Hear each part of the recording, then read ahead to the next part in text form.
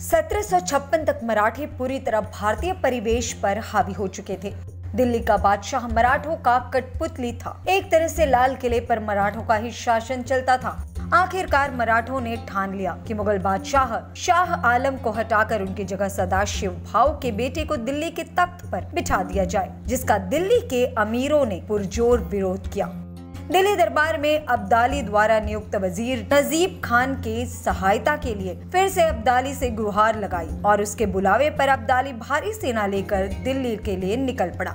मराठों ने बीच में ही अब्दाली को रोकने की योजना बनाई और मदद के लिए जाट राजा सूरजमल को बुलावा भेजा। मल्हार राव होलकर और दत्ताजी सिंधिया के मनाने पर सूरजमल मराठों से बात करने के लिए उनके खेमे में आया, तो सूरजमल की शर्तें सुनकर भाव नाराज हो गया और उसने सूरजमल को गिरफ्तार करने की योजना बनाई। यह मराठा इतिहास की सबसे बड़ी भूल साबित हुई, जिसका खामियाजा पूरे देश को भुगतना पड़ा।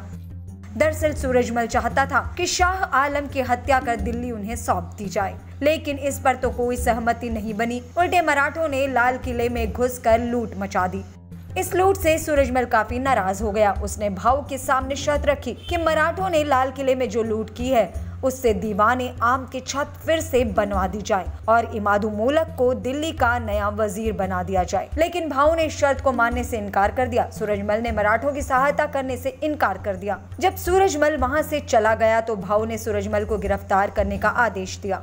सूरजमल मल्हार राव होलकर के कहने पर मराठों की सहायता के लिए तैयार हुआ था, इसलिए उसने भाऊ के इस आदेश का विरोध किया और उन्होंने सूरजमल को इसकी खबर दे दी। सूरजमल चुपचाप वहां से निकलकर बल्लभगढ़ पहुंच गया। सूरजमल से ये दुश्मनी मराठों को कितनी महंगी पड़ी ये तो सब जानते ही हैं।